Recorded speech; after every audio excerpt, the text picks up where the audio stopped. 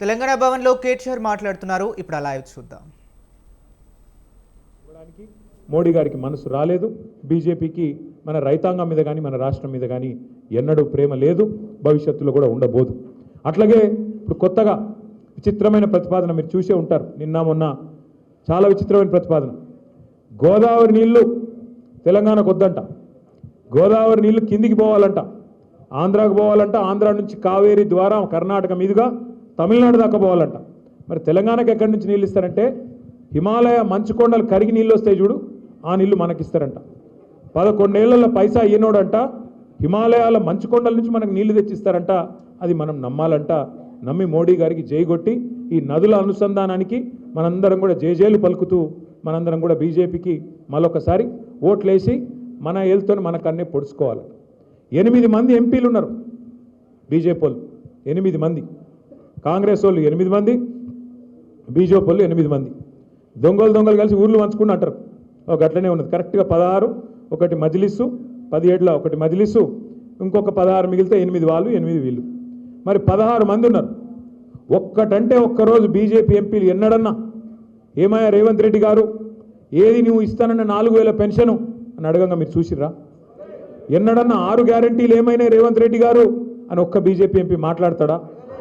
తులం బంగారం ఏమైందని మాట్లాడతాడా? రైతు బంధు ఎందుకు వేస్తలేవని మాట్లాడతారా ఒక్క బీజేపీ ఎంపీ? రైతు రుణమాఫీ ఎందుకు జరుగుతలేదని మాట్లాడతారా? ఒక్కరు మాట్లాడరు. కానీ కేసీఆర్ గారి మీద మాత్రం ఒంటికాలతో లేస్తారు బీజేపీ వాళ్ళంతా. రేవంత్ రెడ్డికి రక్షణగా, రేవంత్ రెడ్డికి సహాయంగా, రేవంత్ రెడ్డి చేసే ప్రతి తప్పును వాళ్ళే కవర్ చేస్తూ కాపాడుతూ ఇవాళ మొత్తం రేవంత్ రెడ్డికి ఒక రక్షణ కవచంలాగా నిలబడ్డదే ఈ బీజేపీ ఎంపీలు, ఇక్కడ ఉన్న బీజేపీ పార్టీ. నేనేదో ఉత్తగానే చెప్తలేను. ఒకసారి మీరు ఆలోచించండి, జాగ్రత్తగా ఆలోచించండి. మేము ఢిల్లీ దాకా పోయినాం. రేవంత్ రెడ్డి గారు ఆయన బావమరిదికి 1137 కోట్ల కాంట్రాక్ట్ ఇచ్చిండు మీ కేంద్ర ప్రభుత్వ స్కీమ్లో. మీ జాతీయ పార్టీ అక్కడ ప్రభుత్వం ఏదైతే ఉన్నదో కేంద్రంలో మీరు ఒక అమృత్ అనే ఒక పథకం తెచ్చిండ్రు. దానివల్ల పట్టణాల్లో మంచినీళ్ళు ఇవ్వాలని పథకం. ఆ పథకంలో ఏ అర్హత లేకపోయినా, సాంకేతిక అర్హత కానీ ఆర్థిక అర్హత కానీ లేకపోయినా రేవంత్ రెడ్డి తన బావమరిదికి 1137 కోట్ల కాంట్రాక్ట్ ఇచ్చిండు అని ఆధారాలతో సహా కేంద్ర ప్రభుత్వానికి మేము కంప్లైంట్ చేసి వస్తే ఈరోజు వరకు ఉలుకు లేదు, పలుకు లేదు, దున్నపోతు మీద వానబడ్డట్టే ఉన్నది తప్ప ఇప్పటి వరకు స్పందన లేదు. అట్లాగే ఒక ఇదే కాదు, అట్లాగే ఎంత ఘోరం అంటే అక్కడనేమో రేవంత్ రెడ్డి గారు బావమరిదికి కేంద్ర ప్రభుత్వంలో బీజేపీ వాళ్ళు వర్కులు ఇస్తారు. ఇక్కడనేమో బీజేపీ ఎంపీకి 1300 కోట్ల వరకు మహేశ్వరం నియోజకవర్గం, కల్వకుర్తి నియోజకవర్గంలో అక్కడ కొత్త రోడ్ వేస్తారట, 350 ఫీట్ల రోడ్డు. ఆ వరకు బీజేపీ ఎంపీకి రేవంత్ రెడ్డి గారు ఇస్తారు. ఇంతకంటే మంచి దోస్తాను ఎక్కడ ఉంటుందా? అక్కడనేమో రేవంత్ రెడ్డి బావమరిదిని కాపాడతారు, ఇక్కడనేమో బీజేపీ ఎంపీకి ఎర్ర తివాచి పరిచి మొట్టమొదటిసారి కాంగ్రెస్ ప్రభుత్వంలో బీజేపీ ఎంపీలకు కాంట్రాక్ట్లు. దీని అర్థమైంది. మరి అర్థం చేసుకోవాలి మనం కూడా.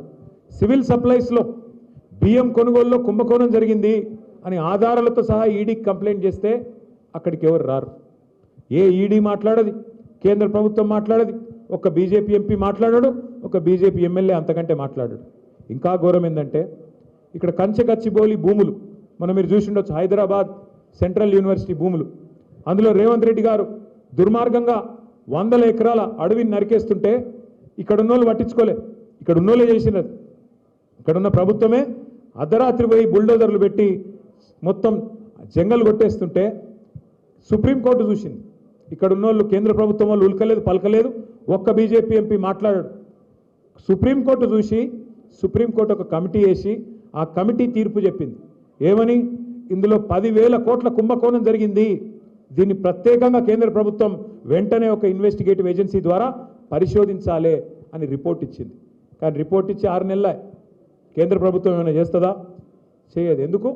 బడే బాయ్ చోటే బాయ్, బడే మియాతో సుబానలా, చోటే మియా మాషాల్లా ఏదో అంటారు కదా, ఒక అట్లున్నది కథ ఈరోజు. అంటే పైనున్న ఆయనేమో ఆయన కథ ఆయనది, కిందున్న ఆయన కథ కిందున్న ఆయనది. ఎట్లుంటాయంటే ఇద్దరికి చాలా పోలికలు కూడా ఉన్నాయి. బడా మోడీ చోటా మోడీకి చాలా పోలికలు ఉన్నాయి. పైన బడా మోడీ, ఇక్కడ చోటా మోడీ. పైనున్న ఆయన అంటాడు 2 కోట్ల ఉద్యోగాలు ఇస్తా అన్నాడు. ఎవరు? మోడీ గారు. సంవత్సరానికి 2 కోట్లు. ఇక్కడున్న ఆయన ఏం చెప్పిండు? 2 లక్షల ఉద్యోగాలు ఇస్తా అన్నాడు. పెద్దోడు పెద్దగా చెప్పాలి, చిన్నోడు చిన్నగా చెప్పాలి. కాబట్టి ఆయన 2 కోట్లు అంటే ఈయన 2 లక్షలు అన్నాడు. ఆయన ఇయ్యలే, ఈయన ఇయ్యలే. ఇప్పుడు మొత్తం ఎవరైనా గట్టిగా మాట్లాడితే మొత్తం ఎక్కడికక్కడ పొలగాన్న లోపలేసుడు, వాళ్ళను నువ్వు మాట్లాడతావా నా మీద అని చెప్పి కేసులు పెట్టుడు, పోలీసు వాళ్ళని ఇంటికి పంపించుడు, బెదిరించుడు, ఇది తప్ప ఇంకోటి శాతం అయితే లేదు. అట్లాగే పైన ఆయన ఏం చెప్పిండు, పెద్ద మనిషి 15 లక్షలు ఇస్తా అన్నాడు. అన్నాడా లేదా? మర్చిపోయారు మీరు కూడా. 11 ఏళ్ళు 12 ఏళ్ళు అయిపోయింది కాబట్టి 15 లక్షలు ఇస్తా అన్నాడు. ఈయన 15,000 ఇస్తా అన్నాడు రైతులకు. ఆయన 15 లక్షలు అంటే ఈయన మరి నేను కూడా లక్షలలో మాట్లాడితే బాగుండదని ఎకరానికి 15,000 ఇస్తాను ఈయన కూడా అన్నాడు. అవి రావు ఇవి రావు, 15 లక్షలు రాదు, 15,000 కూడా రాదు. అట్లా చూసుకుంటూ పోతే బడా మోడీకి చోటా మోడీకి చాలా చాలా ఉన్నాయి. ఇద్దరు కూడా విమర్శ చేస్తే ఊకోరు. ఆయన ఈడీ పంపుతాడు, ఈయన ఏసీబీ పంపుతాడు. ఆయన ఏమన్నా గట్టిగా మాట్లాడినావు అనుకో, ఫార్ములా ఈ అని ఒక కేసు పెట్టిండు నా మీద. అరే నేను ఖుల్లా చెప్తున్నారా భయ్, హైదరాబాద్ కోసం ఒక మంచి పని చేసిన దానికోసమే తాపత్రయపడ్డ తప్ప అందులో అవినీతి లేదు మన్ను లేదని చెప్తే ఇన్ లేదు, కేసు పెట్టిరు. ఇక నేను ఓపెన్గా చెప్పిన, రేవంత్ రెడ్డి సాబ్ నీకు బాగా కోపం ఉన్నది నా మీద, ఒక పని చేయి,